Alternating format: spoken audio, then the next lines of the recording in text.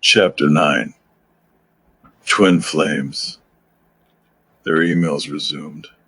Not daily, not rushed, just steady, little bridges across the ocean. They talked about music and art, about grief, about the strange ways people survive. River never brought up Laken, never mentioned the velvet mask, never touched the wound of Berlin, and Kate never asked, but he felt seen. For the first time in a long time, he wasn't performing. He was just River. And Kate, she was still the girl who made him believe he could be more. River lived for her emails. He told himself he was keeping it casual and guarded. But the truth slipped between lines of art and melody. Their conversations became layered, intimate in a way that didn't require touch or confession. They spoke of creative blocks, being overwhelmed, finding moments of beauty in chaos. She described the Scottish Highlands in vivid detail. He talked about hospitals and melodies always skirting too close truths. He never asked about her husband or her children. Not directly, but their presence hung over every exchange. A soft shadow, a quiet ache. Still, he clung to the thread. She made him feel like someone worth knowing. But something haunted him. A single question he couldn't silence. The email sat unfinished in his drafts for 3 days. He read their last messages over and over, trying to find the right moment, the right tone. But there was no perfect time. And pretending he didn't need this answer was slowly killing him. That night in Berlin, after the party, the quiet kiss, her I can't. It never stopped replying.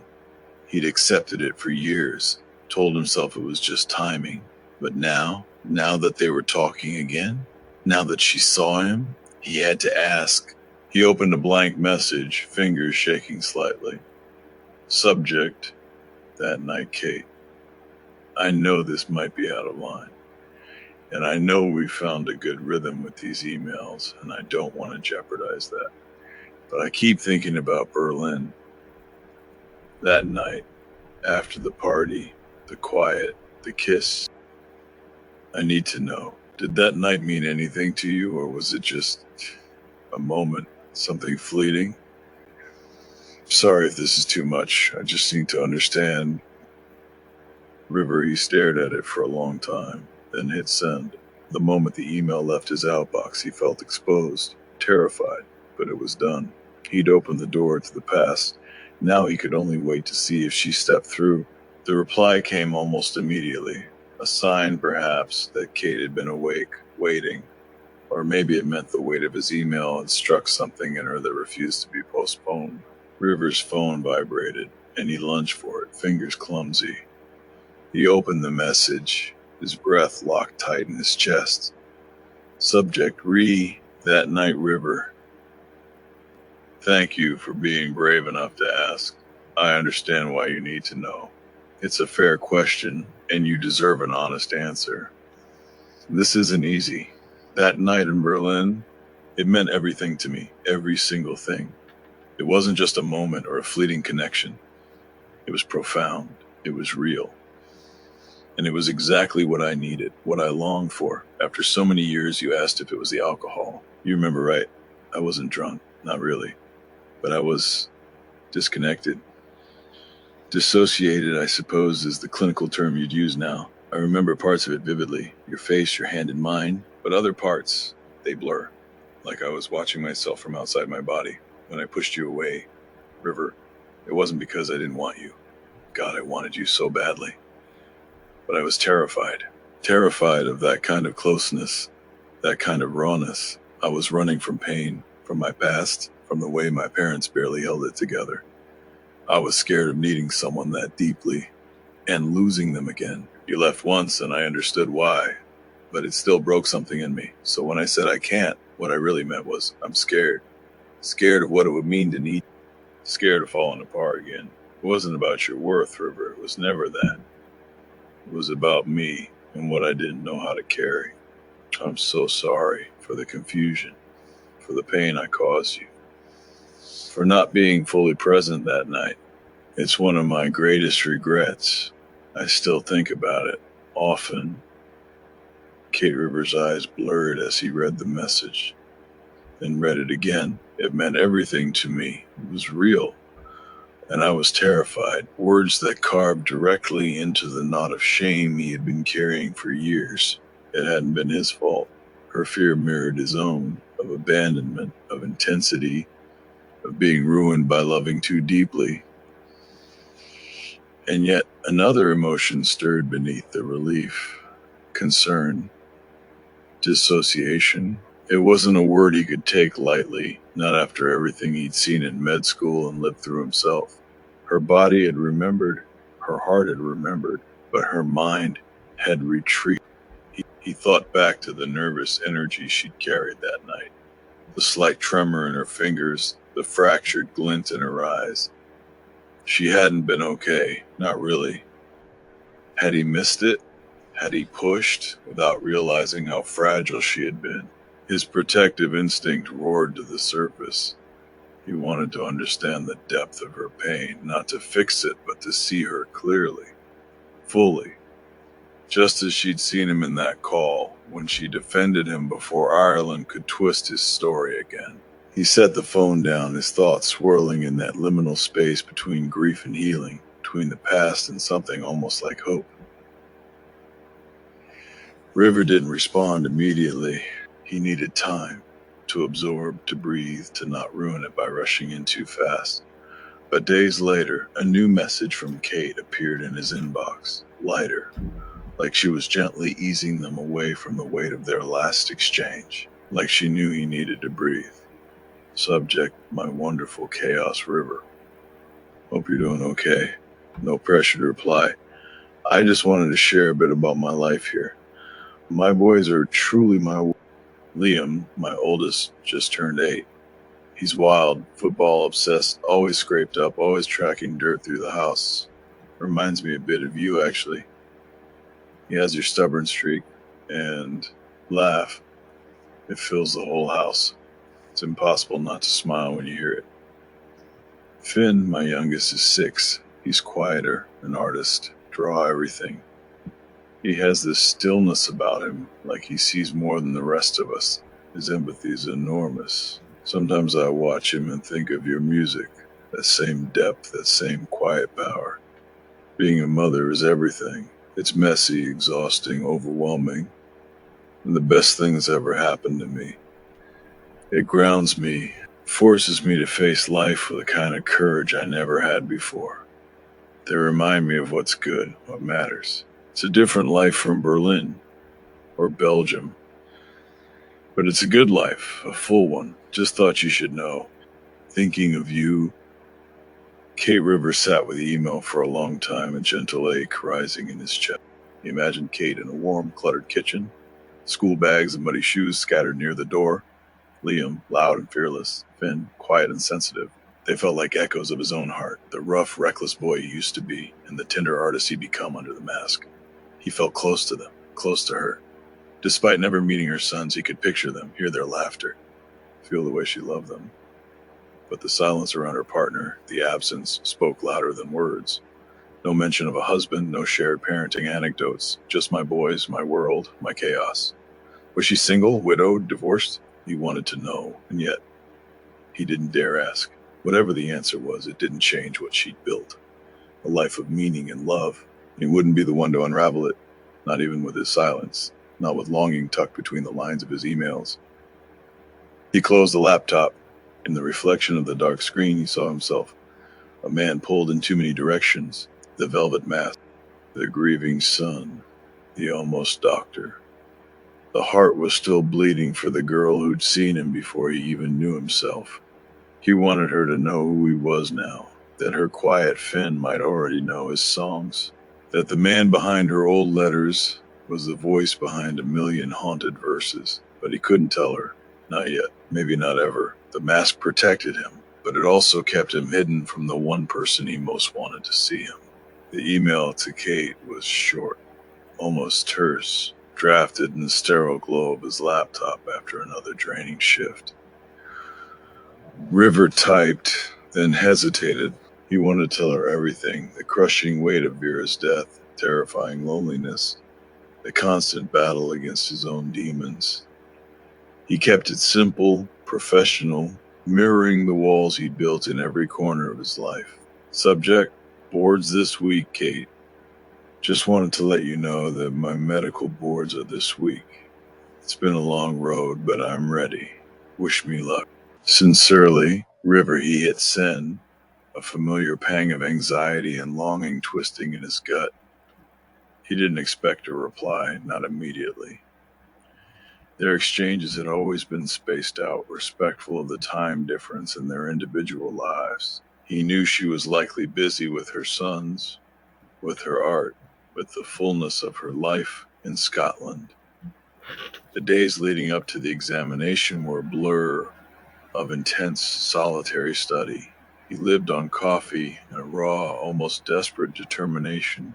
The hospital library became his second home, its hushed corridors and scent of old paper a strange comfort. He pushed himself to the brink, driven by Vera's memory, by the image of her gentle smile and her final, unwavering wish. He would not fail her. He would not fail himself. On the morning of the exam, the air in the testing center was thick with a palpable tension. He walked through the doors, his duffel bag heavy on his shoulder, his nerves taut. Inside, the large room was filled with rows of cubicles, each occupied by a fellow candidate, their faces grim with concentration. There were strict rules, enforced by silent proctors who patrolled the aisles like sentinels. Flags everywhere, not literal flags, but warning signs, strict guidelines for every action, no talking. No electronic devices, no unauthorized breaks. Every rule felt like a reminder of the rigid, unforgiving world of medicine, a world where precision and control were paramount. It was a stark contrast to the chaotic, messy reality of his own life. But today, he welcomed the discipline. He found his assigned cubicle, its walls providing a temporary, if artificial, sense of privacy. He sat down, adjusted his headphones, and took a deep, fortifying breath. He thought of Vera, her strength, her quiet belief in him. He thought of Adam, his steady presence, his quiet pride.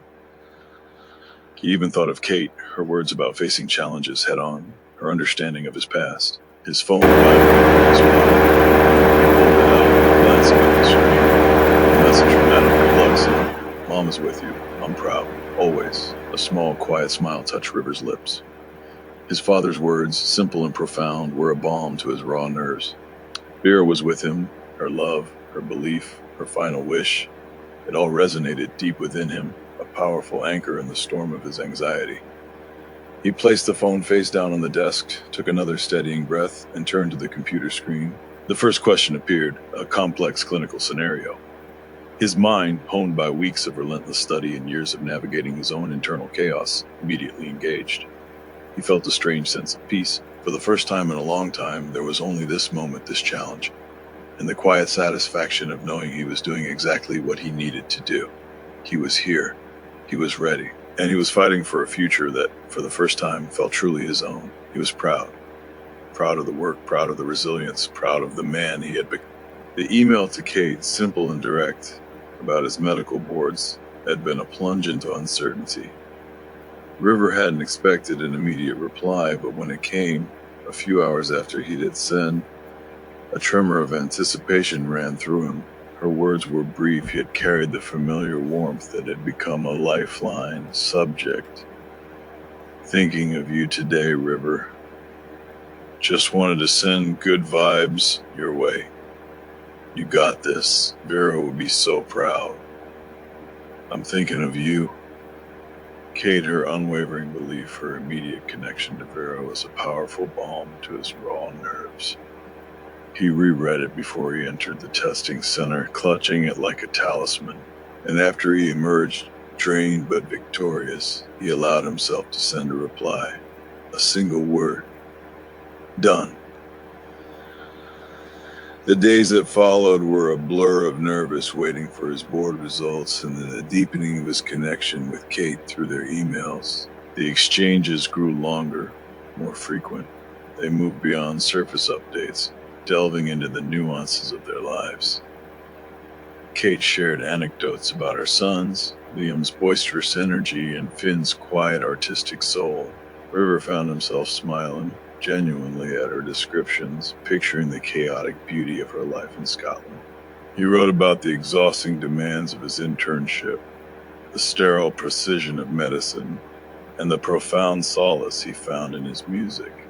He still didn't reveal the velvet mask or his deal with Marcus Thorne, the secret of a heavy cloak, but he conveyed the feeling of music, the catharsis of creation, the way it allowed him to express truths he couldn't speak aloud. One crisp evening, a week after his boards, as Rivers sat in his silent apartment staring at an email from Kate about a new photography project, his phone rang. It was an unknown number, but his heart instinctively knew. He answered, his voice a little hoarse. "River? It's Kate. I hope this isn't too late or out of line. Sometimes it's easier to talk." Her voice, rich and melodic, filled his ear, instantly closing the vast distance. He swallowed, a lump forming in his throat. No, it's not too late. It's good to hear your voice, Kate. And it was. The emails had been a bridge, but the sound of her voice was like stepping onto solid ground after years at sea. They talked for hours that night, the conversation flowing effortlessly, naturally, as if no time had passed since Berlin. They revisited old jokes, shared new observations, and spoke of their present lives with a raw honesty that had been absent from River's existence for too long.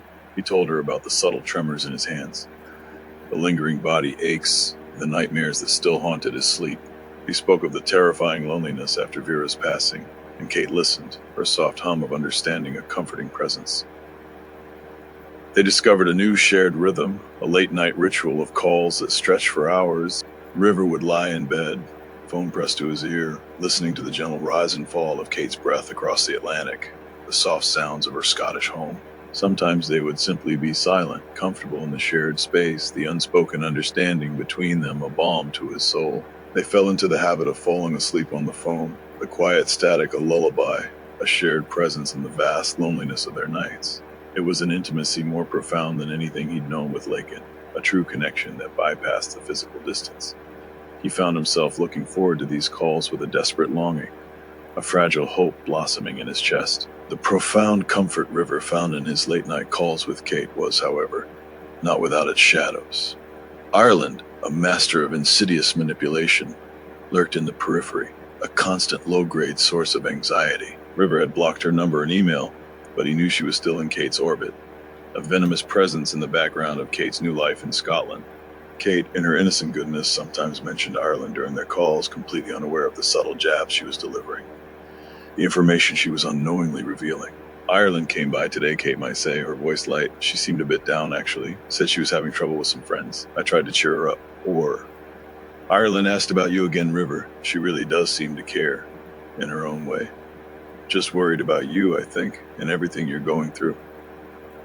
River would clench his jaw, a cold dread washing over him. He wanted to scream, to warn Kate, to tell her the truth about Ireland's manipulative nature, about how she had tried to derail his sobriety, about her role in Layman's callousness, about the way she had actively tried to poison Kate's perception of him. He desperately wanted to protect Kate, to shield her from the subtle poison Ireland dripped into their lives. But how could he accuse her new friend, someone Kate, with her empathetic heart, seemed to genuinely care for, without sounding paranoid, bitter, or revealing the full, sordid details of his life? The unworthiness that plagued him whispered insidious doubts. Would Kate believe him? She'd think he was just bitter, jealous, projecting his own damaged past onto others? Would she see him as unreliable, still unstable? He couldn't risk shattering the fragile bridge they were building. He couldn't risk her genuine concern turning to suspicion. He had seen Kate's capacity for empathy, but also her struggle to see true malice in people, her belief in finding the good. So he remained silent, offering only vague, non-committal responses. "Ireland has a complex way of showing she cares," he might offer. Or Ireland sometimes struggles with understanding people's boundaries. He hated being so guarded with Kate, hated the secrets he still had to keep. He felt the weight of the hidden truths, the profound burden of a life lived behind so many masks, even with the person he loved most. He worried about Kate's safety, her innocence, surrounded by Ireland's subtle malevolence. And he knew with chilling certainty that Ireland was still actively causing trouble, quietly, insidiously. always seeking to disrupt his peace, to undermine his connections. One evening, as River and Kate talked late into the night, the conversation drifted toward past relationships, a natural shift as their intimacy deepened. River felt a quiet dread coil in his stomach. He'd wondered about her love life for months, about the father of her boys, about the husband he assumed she had. He desperately needed to know, but he had been too afraid to ask, terrified of confirming the depth of what he had already lost. "My ex-husband," Kate said softly, her voice carrying a wistful undertone. "Liam and Finn's father. His name is Christopher." River's heart clenched. Ex, not current. A fragile spark of hope lit inside him, flickering with both relief and shame. He was still married to Lakin, even if in name only. And Kate had children, a full life, a complicated life. "He's a good guy, actually," Kate continued gently, "a truly kind, steady soul. He's a teacher, very patient. We were together for 10 years, married for 7, and we tried, River. We really did. He's a wonderful father, a good friend now."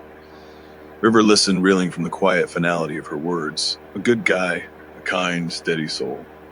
Everything River often feared he wasn't. He pictured Christopher calm, reliable, present.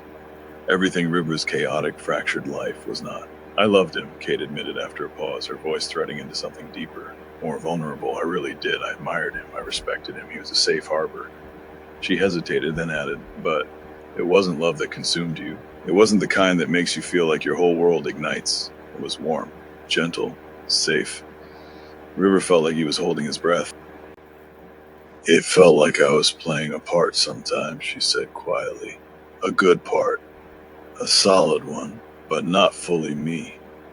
There was a beat of silence. "I felt like a liar," she said at last, barely above a whisper. "Living this beautiful, stable life with this wonderful man, and deep down, knowing something was missing, something vital. It felt dishonest to be in a relationship that looked so good on the outside, but left a piece of me untouched. It was like I was pretending. Like how you always talk costumes, River. Like I was wearing something that looked right but didn't fit." River's breath caught. Her words hit him like a punch to the gut. "I felt like a liar, pretending, just like him. Just like the years he spent wearing expensive suits in cold hospital halls, pretending to be someone Vera would be proud of. Just like the husband role he wore with Lakin, polished, professional, deeply hollow. Just like the velvet mask, the persona he'd built to scream his truth into the world while still hiding behind it. She was describing his life, his truth." "We separated amicably last year," Kate went on, her voice steadier now. "It was hard for the boys, of course, but we're good co-parents. We're still a family, just a different one. It was the right choice. For both of us. For honesty." River sat in silence, absorbing the weight of it all. She wasn't married. Her life didn't include a romantic partner anymore. That dizzying glimmer of hope returned, but it was swiftly chased by the cold, familiar ache of self-doubt. He was still technically married. His life was a tangled mess. What could he possibly offer her? A man half living, half hiding, clinging to a crumbling mass? He loved her. He knew that now, deeply, entirely. But how could a man so haunted, so broken, ever be enough for someone like Kate? Kate's confession lingered in River's mind for days. Her words about her ex-husband, about feeling like a liar in a life that looked perfect on paper, had cracked something open in him. It wasn't just the content of what she'd shared. It was how she shared it, with rawness, with vulnerability, with trust. He understood her deeply. He lived it. The idea that she was truly separated, truly free, should have filled him with hope. And it did, briefly. But that hope was quickly swallowed by fear. He wanted to tell her everything, to break open the carefully constructed walls around his life, and show her what lived inside. The fraying threads of his marriage to Lakin, the way the death of Vera had gutted him, reopened old wounds, reawakened his deepest fears of abandonment and failure. He wanted to tell her the truth, not just about his life, but about his love, that he loved her, that the feelings had never gone away, that her voice, her art, her existence had become the oxygen he didn't know he needed. He imagined the email often. Sometimes it started with an apology, sometimes with a memory, sometimes with music, a link to a song, her song, Ghosts, the one born from his shattered Christmas, from her words, from the idea that ghosts could hold hands across time and space, from everything he never told her in Berlin. But every time he sat at the keyboard, his hands froze. The blinking cursor mocked him, because even now, divorce in motion, Lakin living her own affair openly, he was still legally married. To say something romantic, even if heartfelt and true, felt like a betrayal. Not Lakin, but Kate. He didn't want her love tainted with scandal, didn't want Ireland's lies to look like prophecy, didn't want Kate dragged into his mess. And there was the velvet mask, his music, his secret, the last true thing that belonged only to him. Telling Kate about his identity meant opening the door to everything else, the media frenzy, the legal risks, the vulnerability of being seen. The thought of losing that anonymity terrified him, not because of fame, because of fragility. If it was exposed, it would all fall apart. And yet the silence between them hurt worse. Not in the everyday moments, they still emailed, still exchanged small notes about art and parenting in the chaos of their days. But they both knew something else had shifted, something unspoken pressed at the edges of every message. He missed their calls, missed falling asleep to the rhythm of her voice, missed the way she made him feel real. But how could he burden her with the truth? How could he say, "I'm yours," when so much of him was still hidden? So he didn't write, didn't send the letter, didn't call. He walked the streets of LA, late at night, the city lights blurring past him. He tried to distract himself with hospital rounds, board prep, studio sessions, but nothing silenced the ache. He wanted to reach out, desperately. But instead, he stayed quiet, trapped between the life he'd built, the mask he wore, and the one person who made him want to be unmasked. The letter remained unwritten. The words are unsent. A love restrained by silence and fear. A week passed, a week of agonizing silence from River's End. He replied to Kate's casual emails about her sons, about her artistic endeavors, maintaining the fragile bridge of their friendship, but he never addressed the confession, never acknowledged the unspoken truth that hung between them. He felt like a coward, a fraud. He felt the weight of his own silence, the burden of the words he couldn't bring himself to say. He continued his relentless schedule, hospital rounds, studying for retakes on parts of his boards he was unsure about. The final results were still weeks away, but he was proactive, recording new music for the Velvet Mask. The music, once a source of catharsis, now felt heavy with his unspoken longings. He poured his frustration, his grief for Vera, his confusion about Kate, his anger at Lakin and Ireland, into every note. The new songs were raw, yearning, filled with a desperate sadness that he hoped, paradoxically, resonated with millions, without ever revealing its true source. The nights were the hardest. The empty apartment seemed to mock him, its silence amplifying his loneliness. He missed the comforting hum of Kate's voice on the phone, the gentle rhythm of her breathing as they drifted off to sleep. He yearned for the solace of her presence, even just the sound of it. But he couldn't call. Not after her confession, not while he was still bound to Lakin. He wondered what Kate thought of his silence. Did she understand? Did she interpret it as a rejection? Did she believe Ireland's poisonous words about him, that he was a runner, incapable of genuine connection? The thought gnawed at him, adding another layer to his profound unworthiness. He hated that Ireland had injected herself into their fragile connection, disrupting what little peace he had found. The weight of his secrets pressed on him, suffocating him. He was tired of hiding, tired of pretending, tired of being the Velvet Mask, a global enigma, while River Hayes, the man beneath, was a broken, lonely figure. He wished with a desperate ache that he could just tell her everything. Tell her about the fame, about the music, about how her own words, her spirit, had woven themselves into the very fabric of his songs. He wanted to show her Ghosts, the song born from his shattering Christmas, the song he had dedicated to her. But the risk was too great. He knew he couldn't prolong this agonizing limbo. He had to make a choice, either embrace the potential of their connection, however terrifying, however fraught with complications, or step back, sever the fragile bridge, and condemn himself to a life of perpetual longing and isolation. He paced his apartment, the silence mocking him, the weight of his unworthiness a suffocating blanket. He knew he had to do something. Silence was becoming unbearable. He had to reach out, he had to ask. The call came like a dam breaking. It started with a simple vibration, an international number lighting up River's phone as he sat in the quiet dimness of his apartment, still in his hospital scrubs, fingers stained faintly with ink from charting. His heart stuttered in his chest. He knew that number.